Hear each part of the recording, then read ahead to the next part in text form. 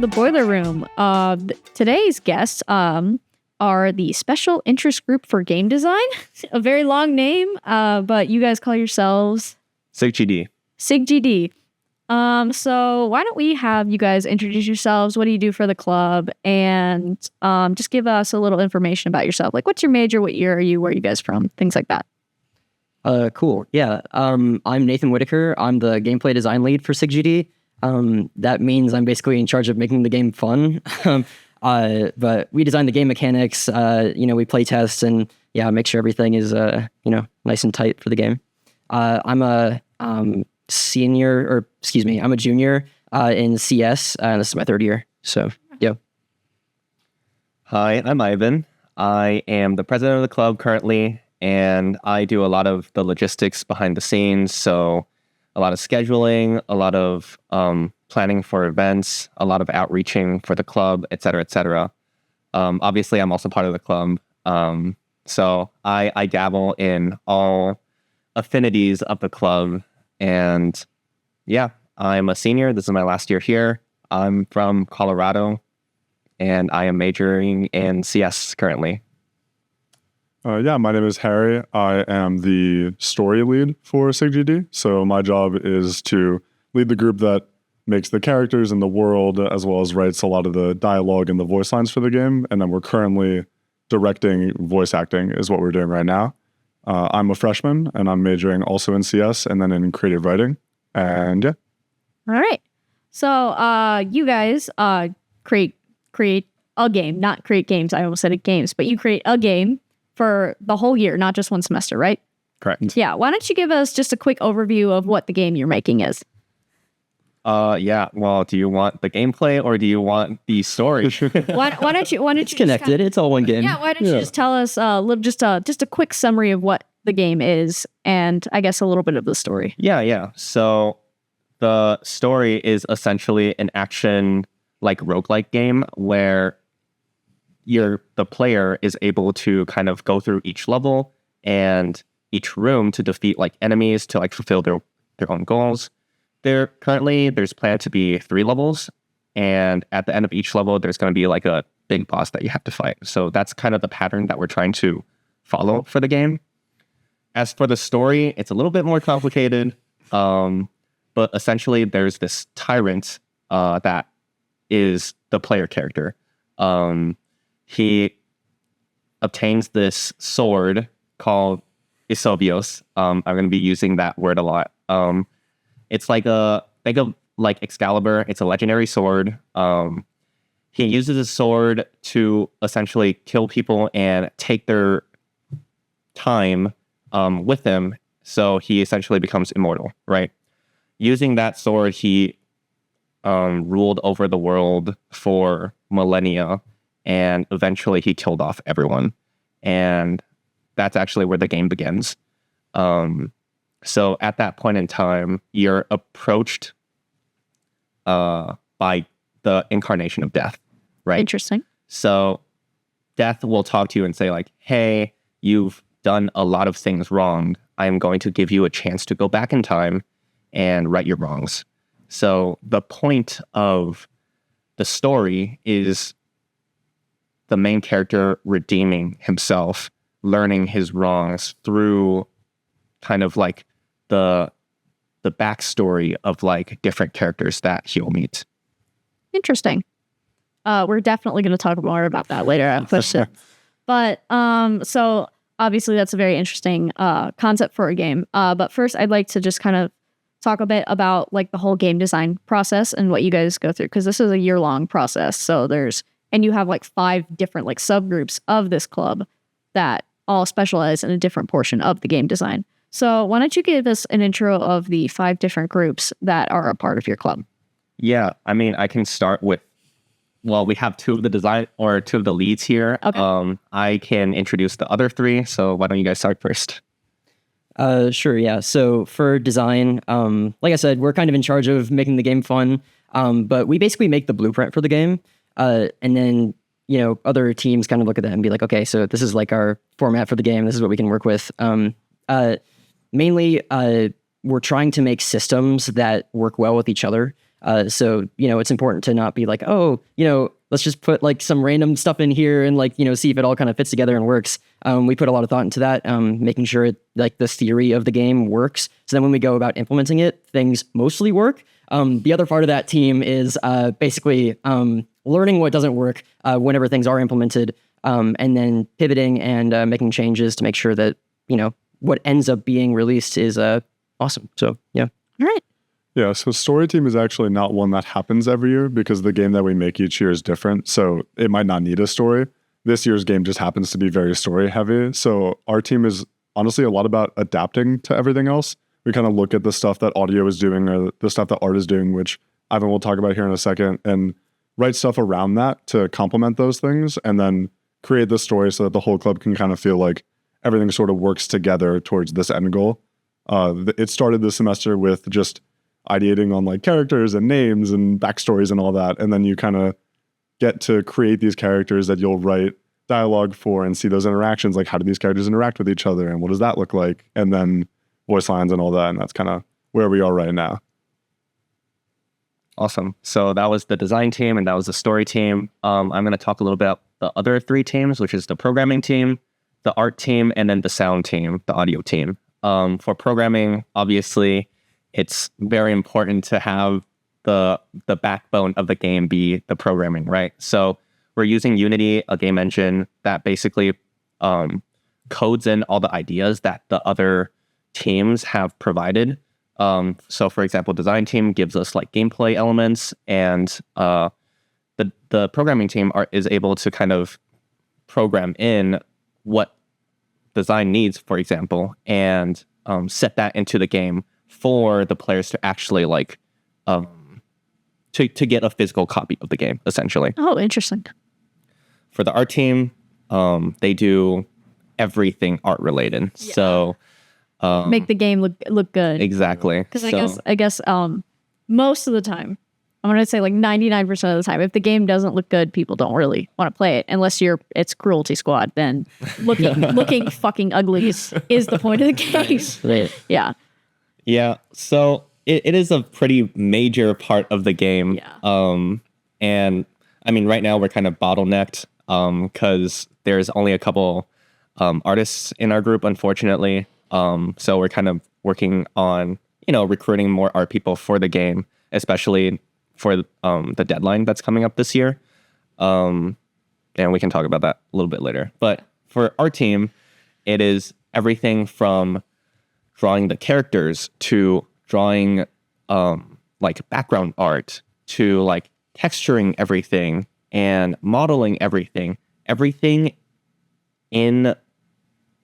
visual is kind of the art team's like job to kind of finish.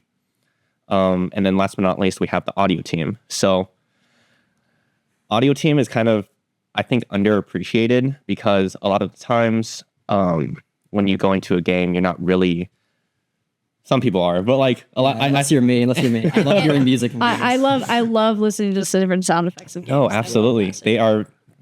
They just make the experience better, but it's not in a way that's like showy. You know what I mean? It's always in the background, but if it's missing, that something is wrong, right? Mm-hmm. So they're very important in kind of connecting the different assets together, right? So that includes obviously like the soundtrack for the game, the background noise, the sound effects, et cetera, et cetera.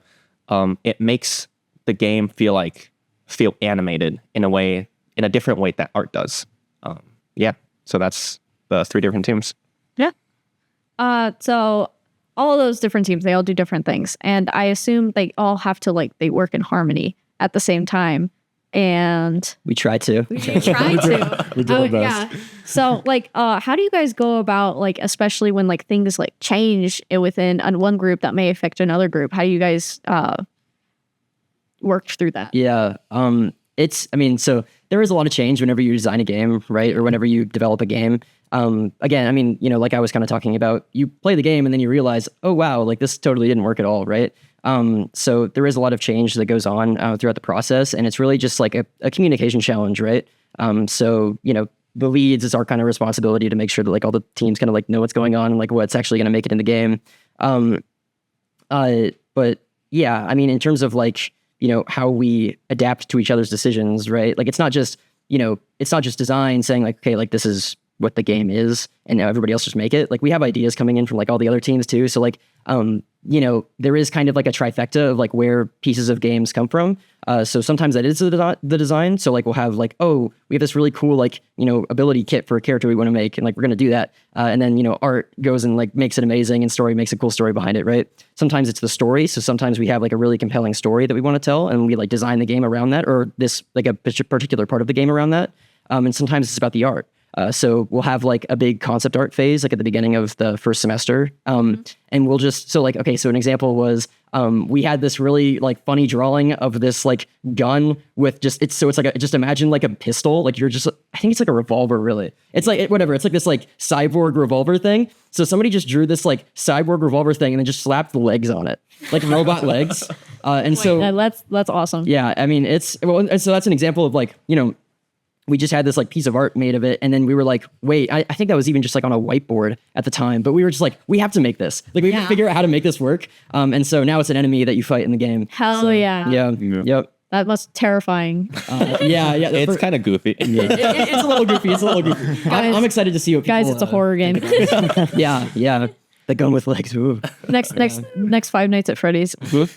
Yeah, I think something that's also very helpful when it comes to like trying to make sure that all the teams are combined is just that we're all in one big room. So sometimes if someone has like a question, they'll shout out like, hey, story, like, what does this mean? And we're able to answer it. And then they go back and just like, it keeps everyone up to date on this stuff. Yeah. Especially when there are a lot of drastic changes happening, especially in like the middle of the semester. Yeah. We're kind of figuring out like what works and what doesn't. And hey, can you guys change everything that you're doing now? And like, hey, that thing you're doing right now? Yeah. Don't do it. Yeah, have those moments. We do have those moments. It's like just fear, like, oh no. Let's talk about this, guys. Let's talk about this. I spent 2 months on this. Yeah. No, I don't want like people to think like, oh, we're like super serious. Everything is so dedicated to like one. It's very casual. Sometimes music people literally just play out their music out loud and everyone is just silent listening to music, Or like we just have like discussions about like not the club. It's literally like a hangout like session with like work done. You know what I mean? Yeah. It's very like low stress kind of environment. The time is from 7:30 to 8:30 each week, but like everyone stays past 8:30. Yeah. It is a miracle if you make it home before 9. Like, yeah. Understandable. Yeah. Yeah. So we're coming up towards the end of the semester. We are. The single bead of sweat. Like all of you just got some like. Yeah. Why don't you talk about where you are in the game currently? Yeah. So this always kind of happens, right? So we like kind of have these big ideas and we kind of get rolling, and you have to give time at the first semester to like develop the concepts of what the game is and get like a good foundation of it. And then usually second semester is just this like crazy grind basically. So yeah, we're entering the last phase of that. And I mean, in terms of what we have right now, we have a lot of our like sort of individual game elements like implemented. So we, like I said, the gun with legs enemy is a good example. Like we have enemies who are like in the game and like moving around and like, dealing damage and stuff. We have the player, doing their stuff. We recently like tightened movement a lot. So like we just got like movement to feel really juicy, which is really cool. But that's from like a programming and design perspective. We're also getting our ghost characters implemented, which did we even say that? I don't think so. Okay, so one of like the big, kind of the cool like gameplay mechanic that we're like centering the game around is the spirit. Sorry. Well, so yeah. Yeah, sorry, I read the email. Spoilers.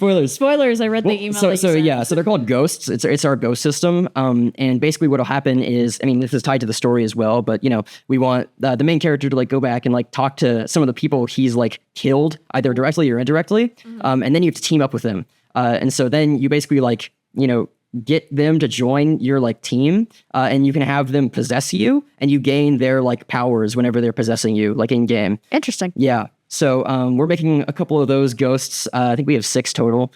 So those are like in varying stages of progress. If we like looked at what the game was right now, a lot of it is, and this is always fun. It's called like gray boxing, right? Like this is a phase of game development where we don't have a lot of like art or audio assets in, which are kind of the Ivan was kind of talking about that. It's like it's what people see and they're like, oh wow, like this thing is awesome.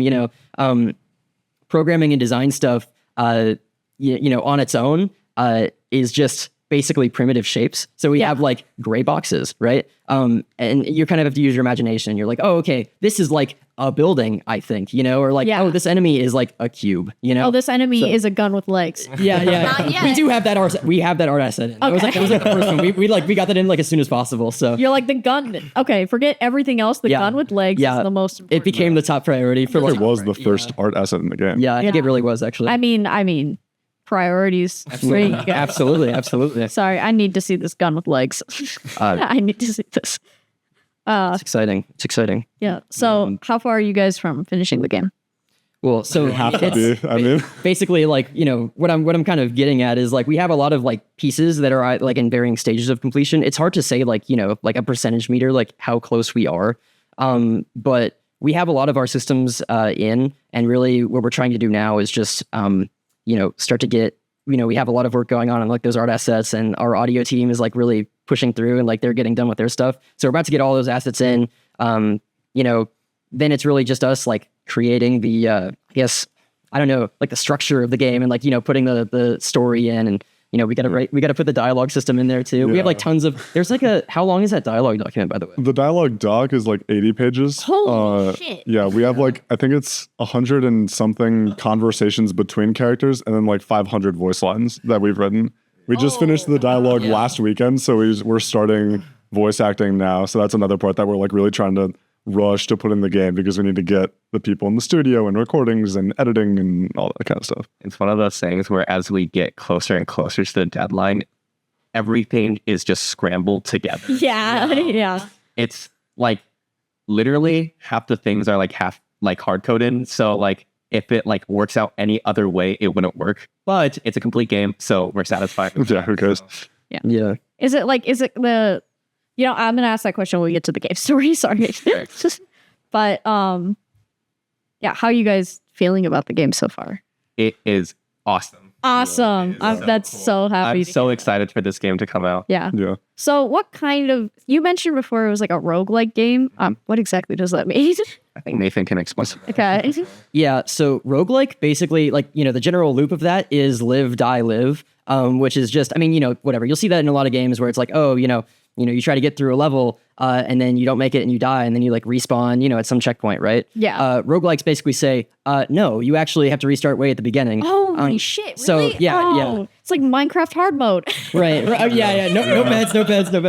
So okay, and it's not as crazy as that. There usually is some form of like long-term like progression through that. And actually like the dying part is a part, like it's basically ingrained in the loop of the game, right? So you're kind of intended to die. Like it's the point. Interesting. And you're, the idea is, okay, you've got to get better as a player, like learn how to like defeat enemies, learn how to use your ability kit to the best of your ability.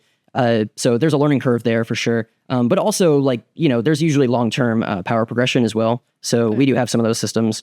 We have for our like ghost characters, all of them have like a skill tree, which is pretty cool. So like nice. So like what'll happen is, you'll go into a run and like we said, we have the 3 areas. So, you'll start in the gun with legs is in we call it the cyberpunk area. That's like our like dev name for it. I think it's called Nova Point. Nova Point. Yeah. Yeah. Okay.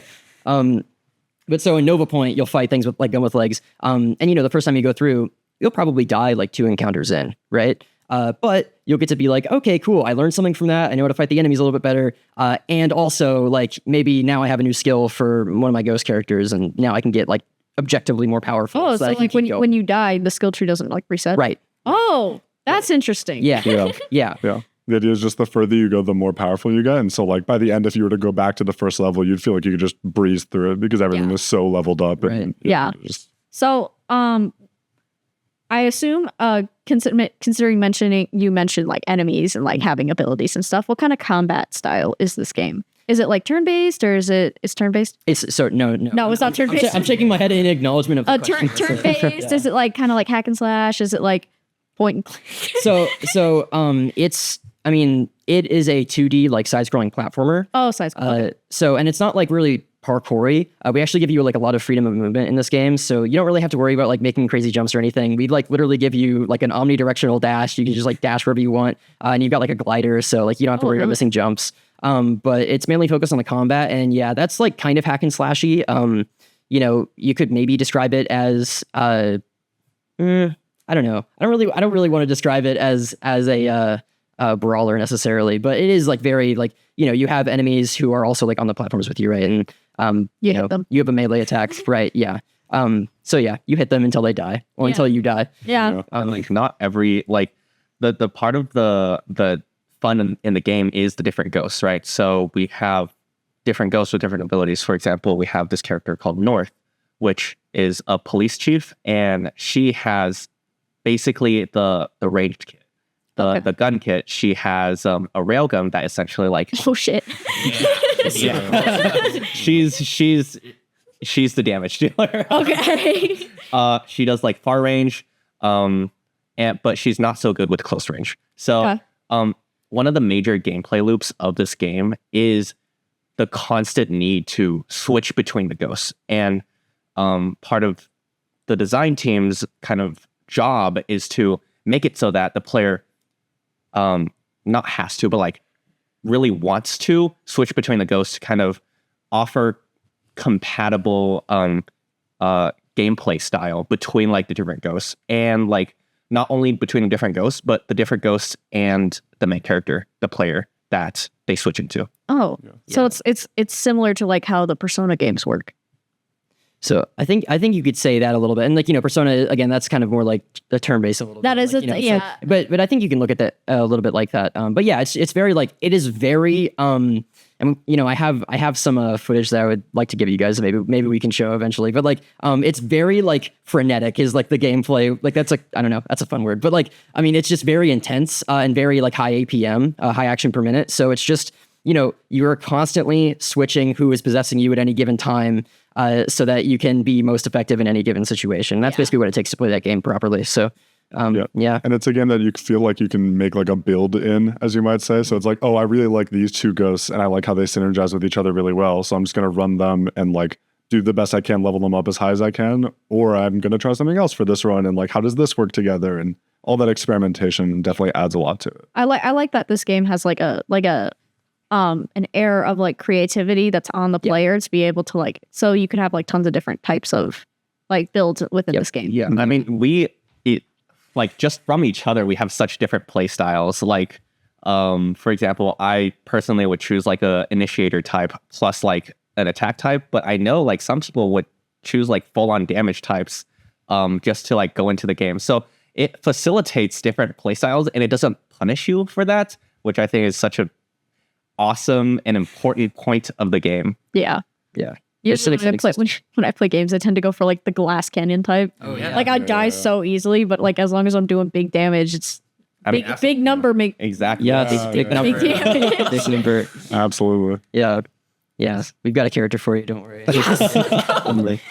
I want the railgun character. Yeah. She is crazy. She's really scary from like a balance perspective. I'm like super worried. Well, okay, and that's like, you know, that's something that we have to think about, right? Is like, you know, cool, we need to like make these characters like awesome, but we also need to like make sure they're not like, you know, one character doesn't like play the game for you, right? Yeah. So that's something that we have to find the line between of like, okay, how crazy can these guys be before they just completely break the game? And like, you know, because if it's too powerful, it becomes not fun. Yeah. Right. So we have to strike that balance. So we're gonna do our best not to nerf these characters into the ground, but there are a couple characters that are on my like warning list, you know, that I'm like, I'm so like afraid the of red you. lights are flaring. Yeah. Also making sure the ghosts aren't too strong comparatively to each other, because we don't want anyone to feel like you have to pick one of the ghosts to do the best with just because they're really good. So all of them should feel like they offer you different things, so that the build system is actually something that you want to like interact with and during the game. Yeah. So that's a good point, because literally every time Nathan finishes creating a ghost, we're like, that's way too OP. You can't. But we say that for every single ghost. So it's okay because all of them are. Exactly. Everybody's overpowered. Nobody is. It's like what was it? Syndrome from The Incredibles. Yes, that's right. That's right. All right. So we were on the topic of ghosts. I'd like to get into third point number 3, the game story. I'm going to pick the shit out of your brains because this is so interesting to me. Zippy. I'm sorry for smacking the table. Oh, I already asked about mechanics of combat. Man, that was point number 4. I'm losing my touch, guys. I will gladly talk more about games. Yes. Okay. So game story? What was like the inspiration behind this story that you guys came across? Oh man, it was funny because the first few weeks of this club just overall is coming up with what game generally do we want to do. We don't like try to choose anything too specific. And the first meeting, someone pitched like, hey, what if there's a guy who's really weak, but he has ghosts possess him and it makes him really strong? And that was kind of the way that we took this game. So it was trying to make a story around that. I don't know where the idea for the tyrant specifically came from. I honestly really don't remember. But I think it was when we were discussing like, hey, let's think about the BBEG, Big Bad Evil Guy. Yeah. And how that relates. Right. You did like a triangle. It was like it was Big Bad Evil Guy, main character, and then Ghost, because we knew those were going to kind of be like the 3 central things, and it's all of them have to relate to each other in order for the player to care about the story at all. Yeah. So it's what are those lines? Why do we care about these people? Mm-hmm. And I remember the meeting, like we had this idea where it's like, okay, there's this really, there's this Big Bad Evil Guy, and maybe there are these ghosts that like work for him, and then like you have to like convince them to join your side. And someone floated the idea of like, what if the Big Bad Evil Guy and your character were the same character? Yeah. And that kind of snowballed into this idea of like, okay, so you would go through and then the time periods, and we wanted a game where we felt like there was a lot of variety. We didn't want something that felt the same the whole way through. So having these 3 distinct worlds, Cyberpunk was already mentioned, but the other 2, one of them is very like Japan inspired, like feudal Japan. Okay. And then the other one is very medieval, like Dungeons and Dragons, very classic fantasy type. And so we were like, yeah, it'd be fun to have these different periods of time to experiment with, maybe draw different art styles or do fun things with audio. And that, everything kind of worked together to make what we have now. And then some of my favorite story decisions that have been made were made like way late in the process. Just like ideas that someone would randomly float and we were like, oh my God, that's perfect. Like we have to put it in there. There's no way we can't. And just that kind of stuff is always really cool. I love that actually. Sorry. I'm like, I think that the idea of like, what if the Big Bad Evil Guy was you is really fun. Yeah. Because I do love myself a morally great character. It just makes it so much more interesting. Absolutely. Yeah. We spent a lot of time at the beginning, like, should the player know that you're the Big Bad Evil Guy? Like, should they know that you're evil? But we thought that it made it a lot more interesting, like you said, like morally gray wise, that the player knows and is aware, and like they are working with the main character through the things that he has done and like learning along with him. Yeah. I do like the idea, because like having just like a character that's just like, this is the good guy. Or like maybe this is the good guy, but maybe what they're doing isn't good. But do they know that? Like, I love that, like that whole concept. So this is great for me. And this is definitely like the opposite of that, where it's like, this is the bad guy. Yeah, this is the bad guy. It's like this is the bad guy. Maybe they have a chance. Yeah, it's like this guy fucking sucks. Yeah, he's so bad. But this guy killed billions of people. Yeah. But now you're playing as him, and you get to like I feel like it'd be fun to like the player could have 2 different perspectives where it's like, no, this guy's awesome, like this guy's super evil, but whatever. Or it's like, I'm gonna make this guy atone for what he did. Like, well, I'm gonna play this game out of spite and like. Yeah, like it's either like what murder type thing, or like fuck you, do the right thing. Yeah, absolutely. I like that. That's funny. So I'm a big like enjoyer of like the whole like what is the meaning of the game type thing. I really like to think about like, what is this? How does this relate to like what the reality is like? So why don't you give your thoughts on like kind of like that cut type of thing? Like what's the point? Why?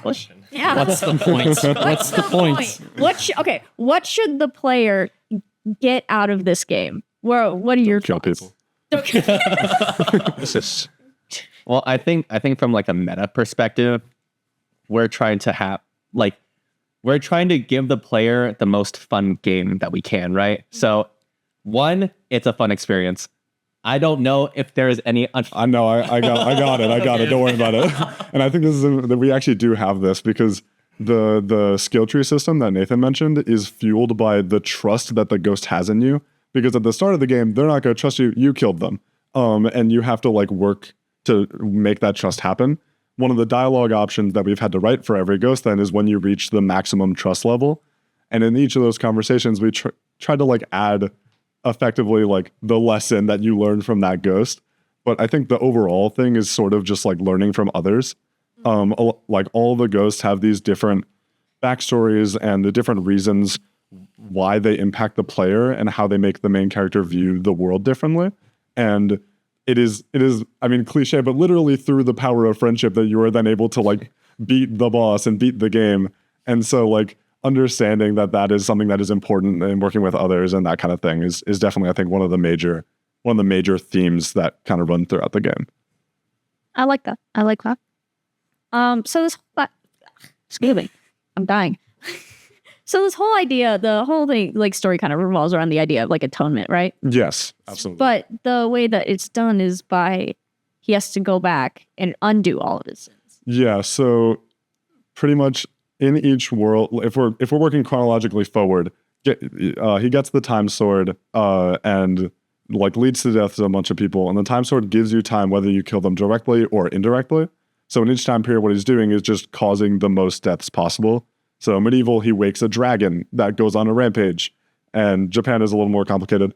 In Cyberpunk, he creates an AI that like launches nukes and like destroys everyone and takes over people's like implants because Cyberpunk. And what you're doing when you go back through these levels is you're working towards killing the thing that you created. So destroying the AI or killing the dragon or whatever it is, and trying to like undo what you've done. One of my favorite story beats that was added to the game. I don't know how much we're talking about like the end of the game, but the No spoilers. no spoilers. Okay, so then never mind. Forget I said anything. You didn't say anything. And one of my favorite story beats, which you'll have to figure out if you play the game, is blah, blah, is blah. the rest of it. Yeah. Censor it. Yeah. No, yeah, that's cool. I'm not on like the story team, right? But to me, I think that what we have with the story of the game is awesome.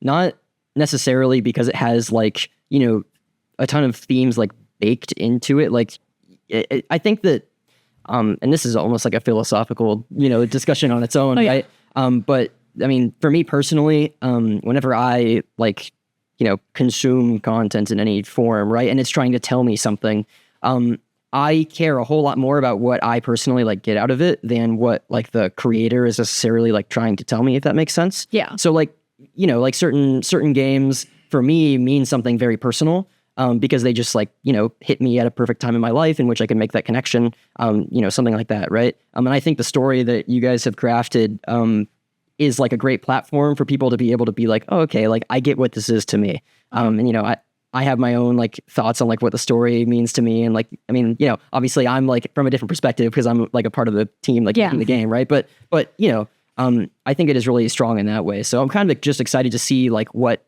other people make of it. Yeah. Especially because like we have all these ghosts, and design wise, we tried to make them different from each other so that you would want to pick them. But then also like personality and character wise, we tried to make them all very distinct so that any player could like relate to one of the characters, or might like some and might not like others, and that's okay. And like in terms of being able to see or get specific things out of the game, some players might really connect with some ghosts over the other ones and just enjoy their story more, which would be awesome. I like that. I like how like each of the ghosts kind of is what propels the story and is also part of like the mechanics of the story. That's really cool. Yeah. Thank you. No. Well, I mean, it was important to get that right, because we had like, I mean, that was kind of it's not like a tug of war, but it was like we were trying to, figure out how to get those systems to work together. I mean, trying to get gameplay to work together with the story. Throughout the entire development process, it's been kind of a push and pull and like, okay, like, hey, like, here's what, we want to do on like design, and stories like, but you know, like we should really do this instead because that breaks our like story thing. And we're like, okay. So then, you know, we try to find like, you know, not just like compromises. We're trying to find like the correct solution, right? But you know, I think what we landed on basically has a really good amount of everything. And yeah, I think the gameplay really supports the story and vice versa. So yeah, the linearity problem of the game. Yeah, The game is like these 3 levels, and so there was a big debate on should the player have access to all 3 levels at once, or should they have to like progress through them one by one? And design-wise, some of it makes sense for it. Like there's arguments for both. The problem with the story is that because the main character goes through this character development, if you can go to any world, that means that we have to code or we have to write interactions where the main character is at these different points in his development for every ghost, for every interaction. So it literally triples our workload. Yeah. And so we worked with design to be like, well, maybe, you know, what if you had to go a little bit into the world first before you could go to the next one, or like, you know, you couldn't actually fully access it. But like Nathan said, I think we arrived at a spot that's pretty good. Yeah. 80 pages of dialogue.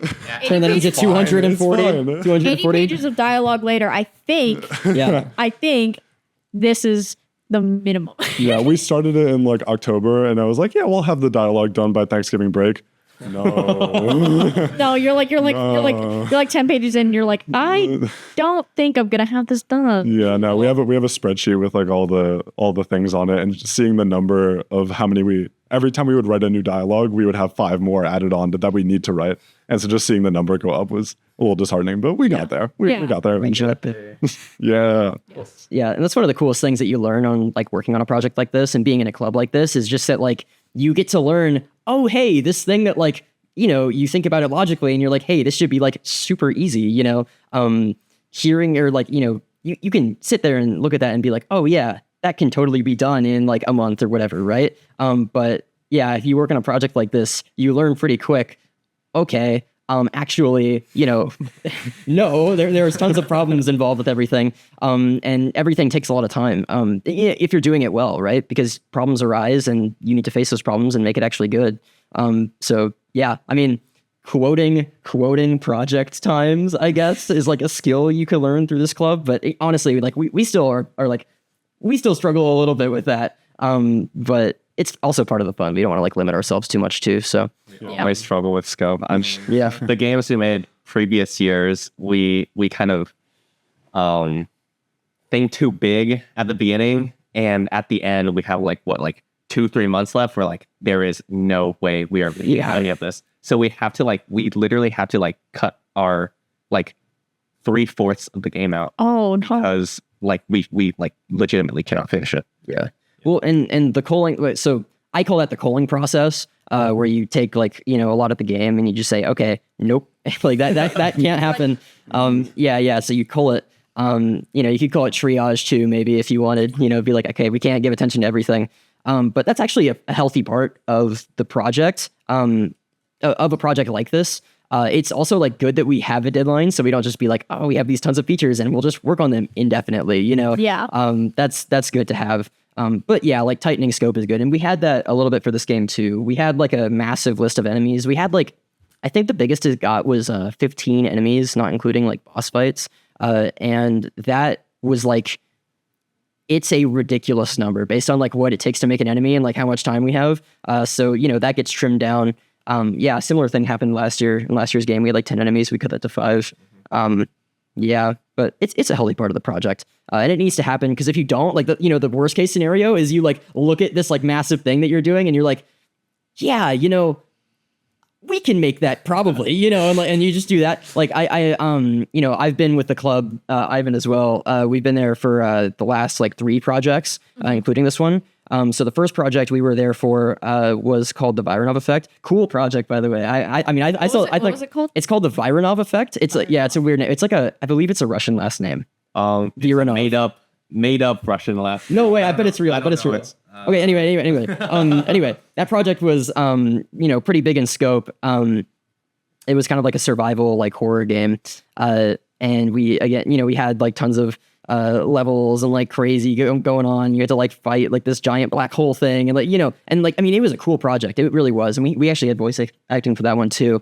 So that was a lot of fun. But what happened in that project was and the club was smaller back then too, so we couldn't do as much as we're currently doing, surely. But basically, we got like halfway through there at a point where like we probably should have like culled things, and instead of doing that, we were just like, oh yeah, we're just gonna like make this and like whatever, we'll just grind it out at the end and it'll be fine. That doesn't work. And then because basically what we ended up with was what I still think is a cool project, but some critical features were missing because triage just wasn't there. So we just kind of had like random stuff thrown in. Like we had some enemies in that game, and the like most common enemy in the game just doesn't even like kill you because they're like our like basic enemy like never got completed.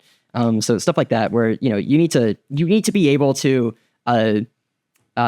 this is a thing that I say sometimes, but like with game dev, you have to like love it like it's your baby, and then you have to be willing to kill your baby, which is like it's pretty. It sounds intense when you say that, but like it's kind of what it's like. I mean, like you care a lot about the things that you're making, but you also have to be like ready to like okay, we just can't do this, So yeah, it's important.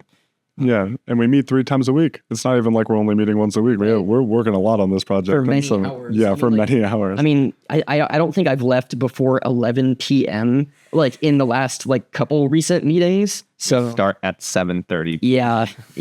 How many people are in your club? Active, probably like 20-ish, just like consistently. And of course, they're like different people because it's Monday, Wednesday, Friday. Some people can't meet with you Monday, et cetera, et cetera. Yeah, I mean, our Wednesday is our busiest time. We can go up to like 25, 30 people. Yeah. Like verse. Yeah. And it's mostly evenly spread through the teams. Programming and design are pretty heavy in terms of the people. Art is the least, but like it's, last meeting we had like an equal amount of everyone there, I think. And like it's good to kind of make sure all the teams have people working on this stuff for it. Yeah, usually art is our smallest team, art or audio. But yeah, because I think the club way back when was started just as like mainly a CS focused thing. Right. So we definitely have had like a lot of, especially like, my first year here, it was the vast majority of people there were programmers, but also even like people on other teams were also like, in computer science. We're technically like a student organization under ACM, which is the, oh Jesus, what is it called? Association of Computing Machinery.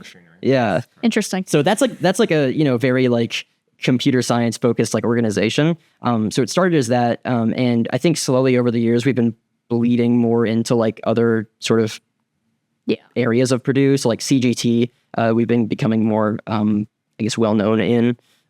So we've been seeing more like of the other disciplines get filled out over time. So I agree that like I agree, like it's an opinion, it's a fact that a lot of the game is coding and stuff because that's how you like move around and shit shoots at you and things like that. Right. But like there's so much to a game that most people don't even like, either they don't recognize or like they don't even realize, because like a game, it's not only like a movie or a show where it has like CGI and things like that. It also has to be like interactive, which is, I feel like that must be the hardest part of making a game, isn't it?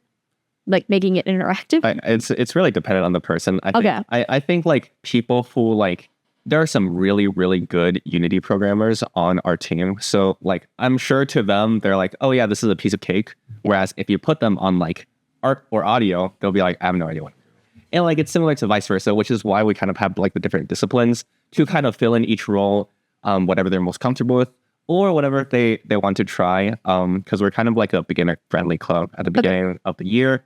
We like kind of do like, I wouldn't say like a training session, but like course. Crash course a good way to put it. Like each team kind of like gives their, hey, this is what software we use, this is like how we do things, et cetera, et cetera. So we like teach the new people. But like even like without that, there are people just with immense experience that come into the club and they just like destroy their own destroy in a good way. Yeah. They are very good at their jobs. Yeah. So to them, it's probably like super easy to like you said, to like program in like a bullet that shoots people, or or good artists. The bullet shoots people. Write that down. Yeah, the gun with legs. Enter the gungeon, the gun that shoots guns that shoot bullets. And I think in terms of like player interactivity, like in terms of what's difficult with that, is just that there's so many different types of players. This has especially been a thing with story, where it's like, okay, technically, if the player like doesn't interact with this ghost for multiple worlds and then comes back and does something, like the dialogue will sound weird. And like you get to that point where it's like, okay, but who's gonna do that? Like how many players are there who will actually interact with the game in this way? And there's always gonna be a couple. Yeah. So like it's good to think about, but there's definitely that point where you're like, all right, we're making this game for the majority of the people who are gonna play it. Yeah. Like let's kind of try to cater to that a little bit. Yeah, I mean, if we had like because I mean, games usually take many years to make rather than the like 9 to 10 months that we give ourselves, right? So I mean, I think in general we do want to be thinking about as many players as we can, but like the point there is just like game like I don't know that there are many games really out there that are like for truly everyone, right? So you do need to know kind of like who your audience is, and then within that space of like player behavior tailored to that. You also like learn a lot about what players will do whenever you just like play test. So we can like speculate as much as we want, but like once you get like your game in the hands of players, it's always like an eye-opening experience. You're like, what are you doing? Yeah. No. Yeah. So that's literally what it is. So like, okay, so last year's game was called Nameless Things, which is dear to my heart. But there's a whole like story with Nameless Things. But yeah, love that game. That's like you're underwater and you like are in like a submarine, and then you go out and like your submarine gets like destroyed in a freak accident, and then you've got to like fight against these like mutated Cthulhu fish to get out of there. I think it's a pretty awesome experience. But It's like Subnautica almost. It does have Subnautica vibes for sure. I think we definitely based the game off of Subnautica at some point. It was definitely like, it's in the DNA of the game. Yeah. Right? Like, when we think of like underwater games, like, yeah, Subnautica. Freaky ocean shit. Yeah. And of course, I mean, like Cthulhu, I mean, Lovecraft was like a big inspiration for that game. But anyway, besides the point, Lovecrafty and shit. it is really cool. It was so fun. Like, I'm serious. Like that project was so fun. But anyway, like I mocked up like the tutorial level layout for that game, and the first person I sent it to like actually play it was Andrew, who's our audio lead, and he's like the like QA guy, I guess, if I would think of anybody as that, like because he has this like very interesting thing that he does where like if you give him something, he just wants to rip it apart, like he just wants to completely break it. Like he doesn't like it's like the fun of the game is just totally annihilating the game.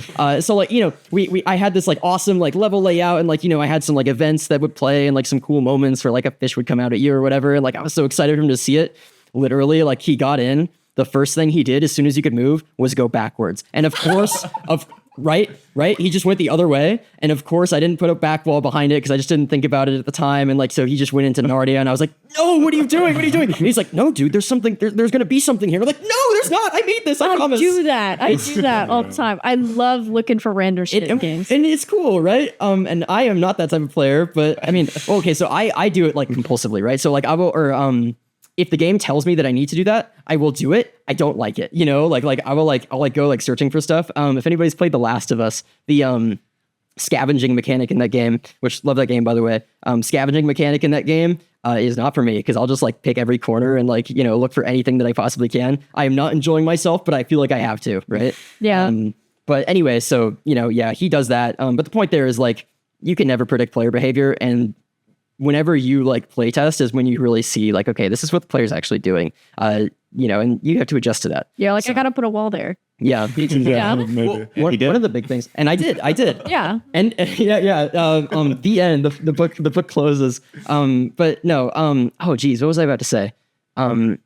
Yeah, I totally lost it. I'll probably think of it later. Yeah, but I feel like that's also a good thing, like having the players play test that like will rip apart the game, because it's like probably a good way that you like don't see, because you like obviously didn't see it from that angle, because you're like, oh, nobody's gonna go backwards. Exactly. And then there's players like me and Andrew who will be like, I'm gonna go backwards and see what's behind me. I mean, even like in the first movement tests of the game, like the people that we gave it to immediately found like, oh, I can actually just fly if I hit this combination. And it's like, oh, okay, yeah. The double dash. Yeah, it's that's like, only. I like need to fix that. I was in engine today. I was like, do I fix this right now?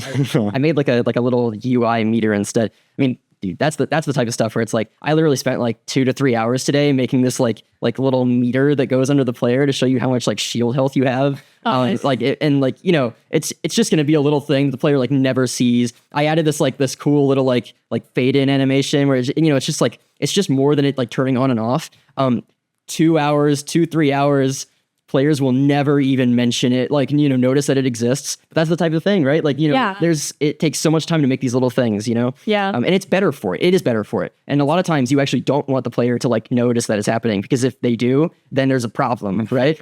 It's bad if they notice it. Yeah, because sometimes like the best case scenario is like you're playing a game and things are just working exactly as you expect it to, right? Like I press the input and I just move exactly how I should, right? Like that's perfect. So it is like, I'm not going to say it's a thankless job, but it's like, because there's a lot of enjoyment. I mean, like, me personally, I get a lot of enjoyment. We make games, we subject ourselves to this torture. But a lot of the time, if you aren't getting any like criticism, that's awesome, Yeah. Or it's like not even criticism. You just get the weird text where it's like, is your character supposed to fly? Right. Yeah, you're like, what? You're like, what do you mean fly? Yeah. Like it's flying. Yeah, because of the way that the story is in the game, there's maybe a time paradox where the game technically doesn't make sense. And the amount of times that I've shown the story to people of the game and they're like, but wouldn't that not work? It's like, yeah, I know it doesn't work, but like But it's a video game, man. Just like it's fine. When does time travel ever make sense? It doesn't. Marvel did it okay. They just said it's not time travel, it's a parallel universe. They have the Hulk though. They can explain it with like science and stuff. Yeah. I don't think the Hulk can time travel. They did say He did it. He did in that movie in Endgame. yeah. He did an Endgame. They did Spoilers. Yeah. Oh, They did say in the first Thor movie, like 6 years? Yeah, Yeah. at this point. like they're like, there's no magic, like everything is actually science in the first Thor movie. And it's like hate that. yeah, and it's like, oh Just okay. say it's magic. Yeah. Yeah. It's like talking to a guy with It's supposed to be Earth, guys. It's supposed to be Earth. I personally love magic is science we don't understand. I think that's perfectly fine. Because like whatever, like whatever. We just say, okay, magic is like it is a property of the world, right? So like as soon as you say that, I'm like, sweet. There's probably a science behind magic. That's what alchemy is, right? Yep. Yeah. So I'm just like, That's one of our ghosts. I don't like it whenever they make distinction between like magic and science, and it's like, oh, like these are like distinct things. It's like, I don't know. They're both manipulating like things that are real in that world, So I like when magic is treated as a science. No, Arcane does that really well. Arcane.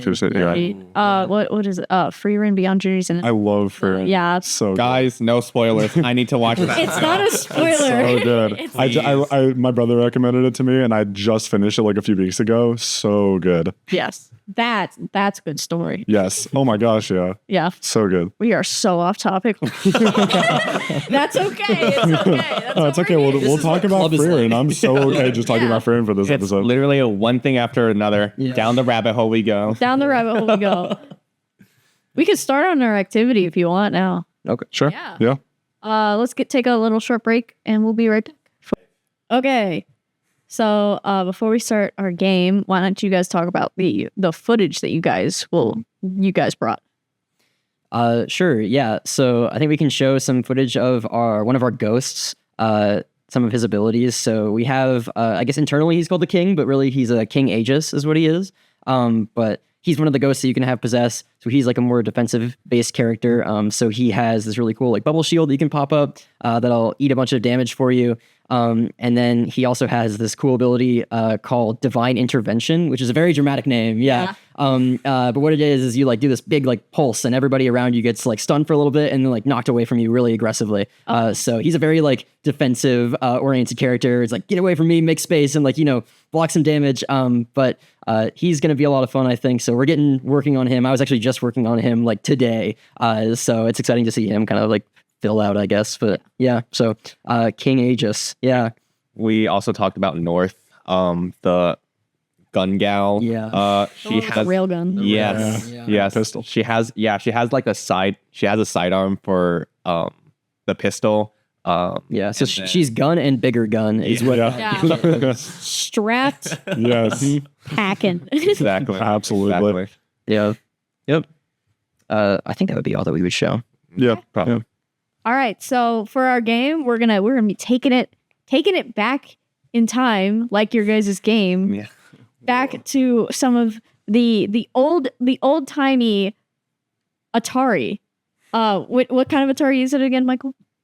2600. Atari 2600. I've played this before on this podcast. Cut to me failing dramatically at this game. You don't have to put that in, but please don't put it in. It's gonna get cut in. It's gonna cut to me losing to my roommate at like 32-1. Flashback. We're both so bad at this. You're absolutely destroying me. Oh come on. That was like right. Oh my god,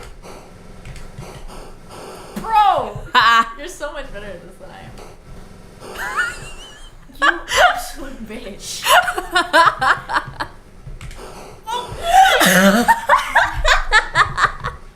Ow! I love that you're the actual gamer here too. I am the actual gamer. Oh, I'm gonna get you. Oh, no. Oh, you haven't gotten a single one. Yes, but we're gonna be playing combat again, or the tank game. So I think It's literally my first time touching the controller. So yeah. So I don't have to think make excuses. so up, to go up, that's just how you move around, and then this is how you look around, and then you have to point up to move. Okay. I'll figure it out. Okay. Okay. Whoa, look at that. Oh, Yeah. Yeah. Oh, you got shot. Ivan. Wait, are you blue? No, I'm red. yes, I'm blue. No, wait. I'm Oh, red. this is awful, guys. We gotta switch controllers. I understand. We can't. Oh, Oh yeah, you go like. We can't let our club be represented like this. yeah, you are representing the entire club right now, Ivan. Stop. Oh, I think I'm. You just keep walking into it. Wait. How do I wait? The angle doesn't. Oh my god. I know. You gotta use Please. It's like watching. Oh Oregon. There shit. you It's like go. watching Oregon Trail. Yeah. Deer. Stop. No. Oh my. So close. You guys think this is what World War II was like? Tanks just barely missing each other. God. That bounce off of Are it. you I don't know. serious? Why am I good? Turn the joystick after you fire. You put the. Oh, right. Cool. You can control the bullet. Oh yeah, you can. That's a game changer.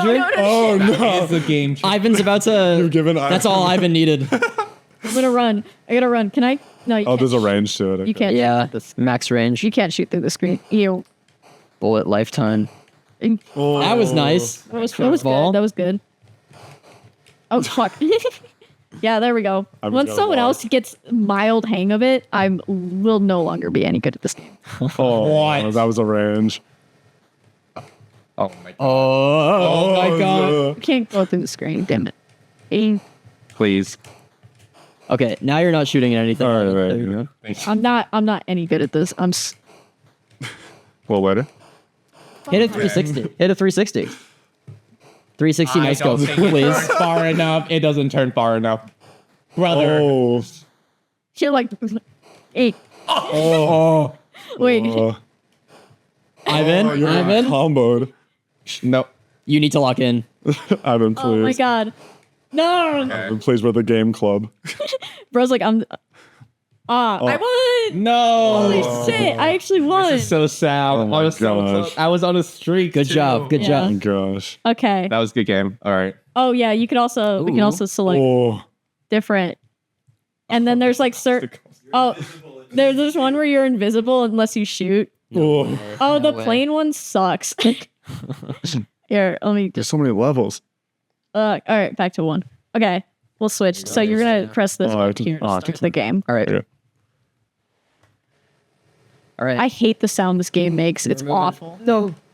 Yeah. I'm on it now. Yeah. Oh. Bro, you gotta lock in. I'm locked. You're not locked. Trust. Oh my gosh, it's so much. I know, it's like so everything is so slow also. It's like What is move again? It's left and right. It's not directional. it's not directional. It's not directional. It's You up, have down, to- left, and right. No, it's not even that. It's not even that. Or is no it- down? Oh, It's yeah. you have to It's rot- turn it the joystick anyway is where you're looking, and then forward is, and then up is just which direction you're looking. Yeah, it's like clockwise, counterclockwise. Yeah. Like in terms of how it. I might be a little cooked. You're so fake. Over. I know. This is shameful. Remember that you can control the bullet after you fire it too. Yeah. Oh, come on. Thing. This should be my chance. Oh, Okay. You were lined up on a horizontal angle. Nice. Wow. Oh, it's over for you. What if it? Are we gonna be on a team? Wait, I should. Oh, okay. I'm warming up. I really got this. You got it. Come on. Oh, come on. Yeah. There we go. I got my 2 guys. Wait, this is bad. This is bad positioning for me. Move, please. Yeah. There we go. You're like. Wait, you can go to the other side. I can hold to keep moving. Correct. No, you can't go. You can only get shot through the screen. Oh, I can't understand. Okay. Oh. No way. Did I do that? Oh. Oh, that was so close. This You'll move forward. is this a spawn diff? Get away from me. Maybe red's just bad guys. Oh, nice. Red won last time? Oh, nice. Come on. Oh, Oh, you're like missing it by like a pixel. This is so sad. I'm entertained. I'm glad. Thank you. I'm not entertained. I actually hate this game. This must be a time limit, right? Or is it yeah. 6? So now the champions play each other, right? Oh, I suppose yes. Yeah. Okay. Go ahead. Okay. We got it. Hold on. Gotta lock in for the club, Fuck, guys. I have to. Yeah, cycle through all the maps. Go through like Get through all the maps. go through the 30 maps. It was like 27. You're gonna get a sense of pride and accomplishment whenever you get to the real one, to the normal level. All right. Ready? So I'm prepared. Go.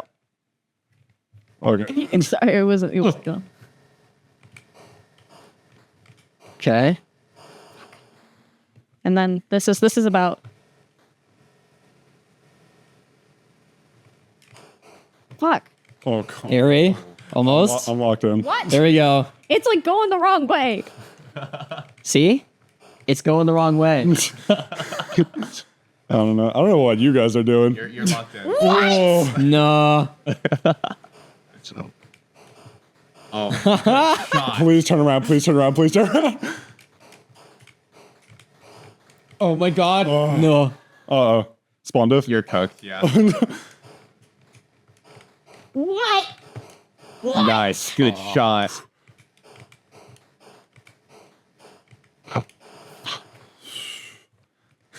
It's like you fire one warning shot to figure out where you're going, Right. and then you can lock Oh, in. that was a good shot. That was a good shot. Yeah. Ooh. Oh. Nice. Uh-oh. Oh, literally spawn div. I don't know what to tell you. Oh, wait, you can angle so early. Yeah. Learn the text. Learn the text. I'm doing my best. There you go. Oh, turn around. Please. No! Just barely in the wrong spot. Oh. This sucks. Oh. What? Sorry if I'm like peeking your guys' mics. It's, Yeah, move it away from you. It has entertainment value. Rapid fire. What is that? Wait, what are you doing? Spray and pray? Wait. Yeah, well, that was some movement tech. Oh, because I can't. I can only do it when I'm facing the wall. Can I like ricochet around? Damn it! There's no ricochet rounds. Crap. Movement. I know one of these games will have ricochet. Ah. I don't remember which one it is though. I think it's on a timer. That is what it seems like. Based on the blinking, I would guess. Because we're definitely at a higher score than we were in either one of the other ones. No. You're getting cooked. I'm getting a little bit cooked right now. Just maintain the lead. Yes! That was close. All right. Gamer Club prevails. Yeah. Let's see what else we got. Okay, so there's the ones with the walls. I think I don't know what the difference. Wait, find the basketball game. Oh, find the basketball game. Hilarious. All right, Evan, you got this one. All right. Famously a basketball god. Ivan the basketball. Yeah, you know, I feel like famously. I like how this screen actually looks like very like modern, I suppose. Yeah. Yeah, it does. But Who's on the key? Intro Trump number. Right.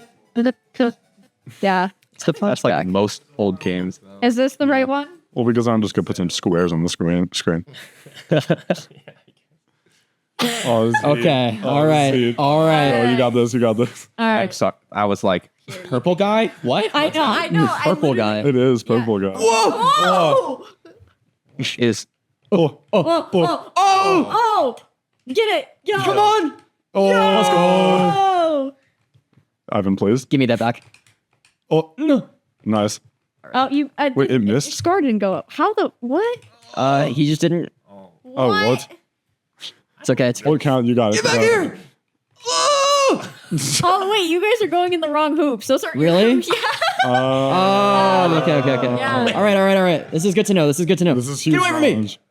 That green. You're supposed to. Yeah, green. You're the other one. The other one. Yeah, little. yeah, you're going for the pink one. Wait. One on the other side. Wait, no, but you're facing the way. yeah, you're facing this way. Give me the Yeah. ball. Yeah, I agree. Well, Oh, but you can wait. face either way. You can face either way. Okay, I'm gonna. Yeah, give that to me.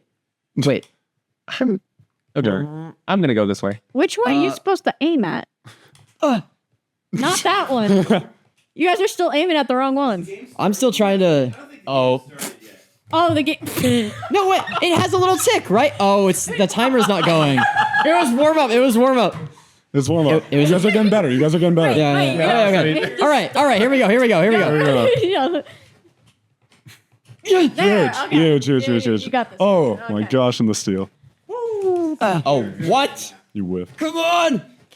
All right. If you hold longer on the button, it gets a longer shot. Oh, that's good to know. Oh, Classic. I nice. see. Nice. It's half forward. You hold for long. Get away from me. Yeah, go for it. Get away from me. No. Okay, fine.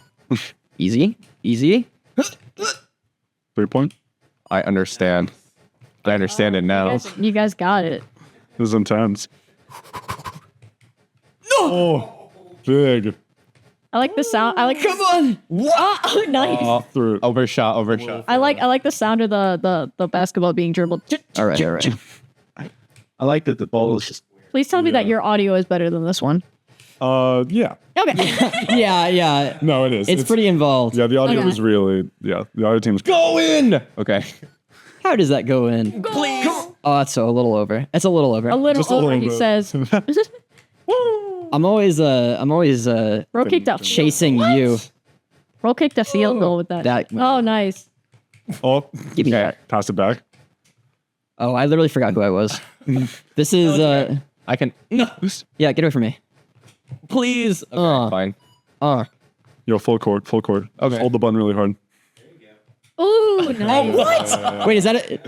Do we have 3-pointers in I this don't game? think Yeah. so. Yes. 7-7. Okay. Yeah, he made like a half court shot and it gave him 2 points. So Inconceivable. The number is even. No. Okay. I wonder if you could make a full court shot. That's what I'm saying. Can you just hold it really hard from one? No. Come on. Just stand on the baseline, throw it. Okay. I got this.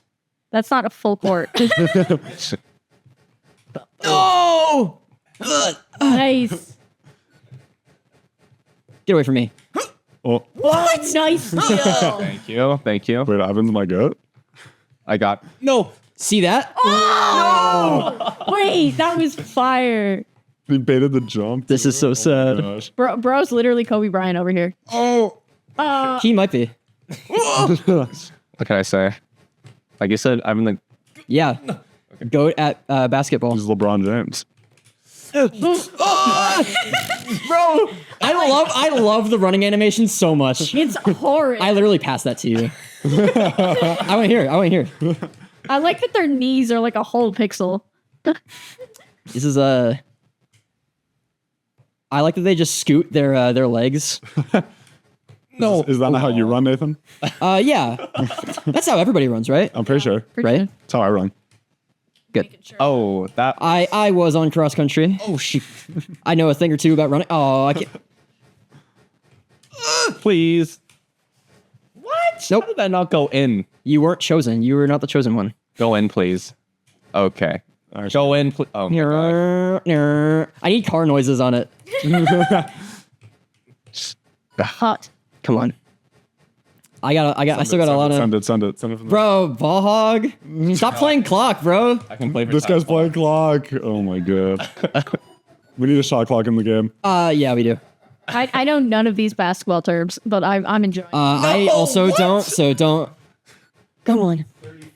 Get away from me. No way. No, what was that?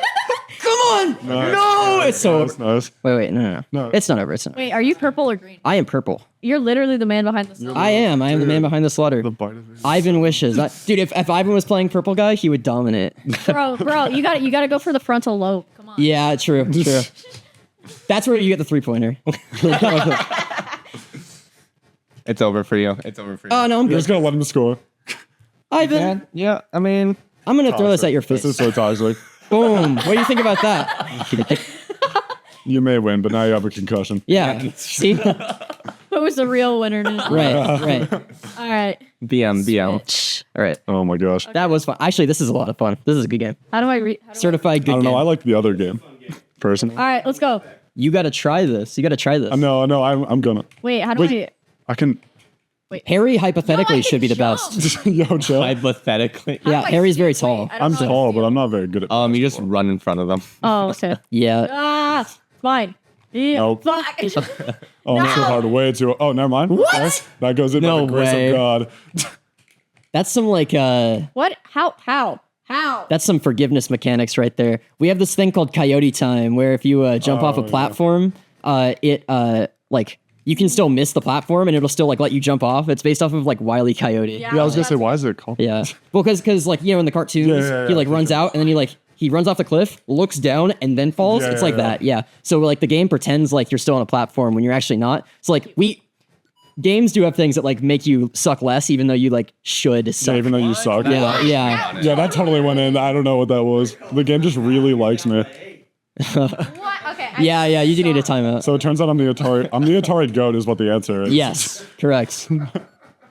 I'm the youngest one here. What are we doing? What?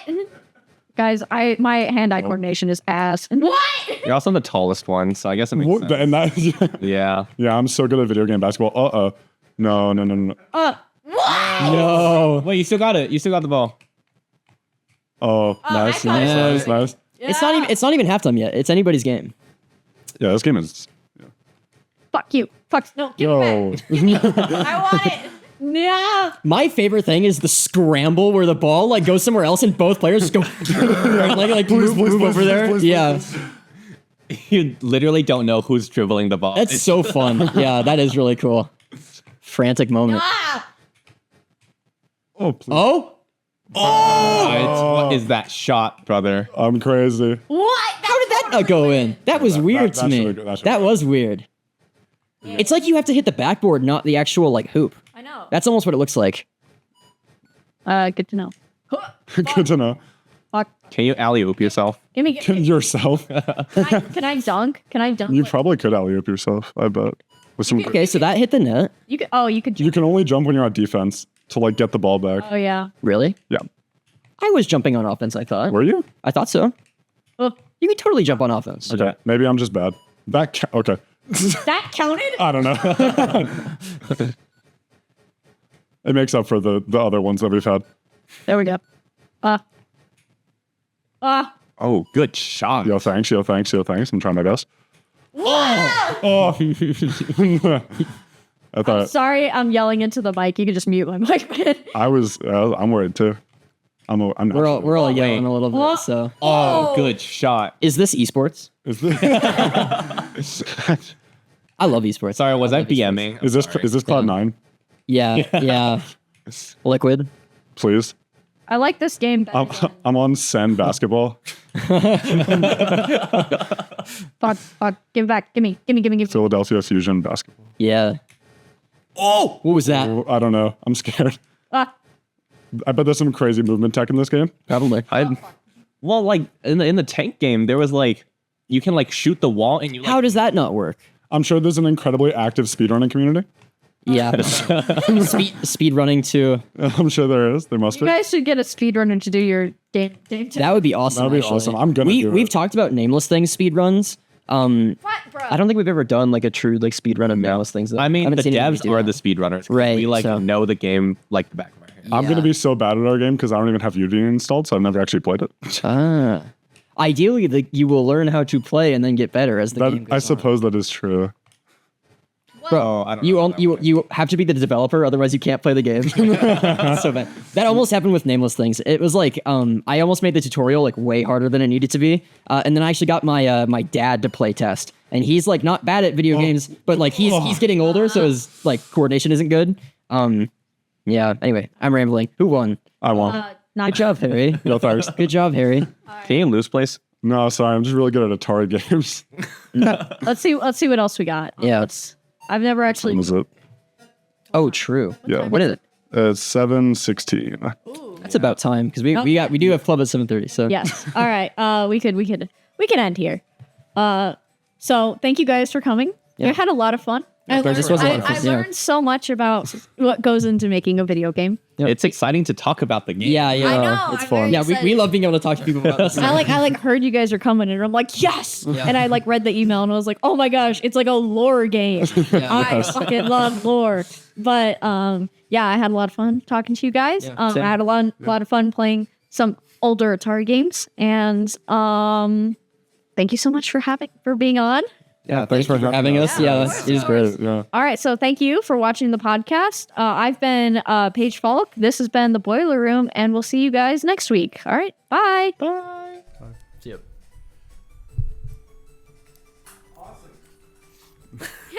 Just have this, as our, hard. Yeah, this goes on. this is our outro music. Yeah. It's good outro music. Actually, that's not bad. Yeah.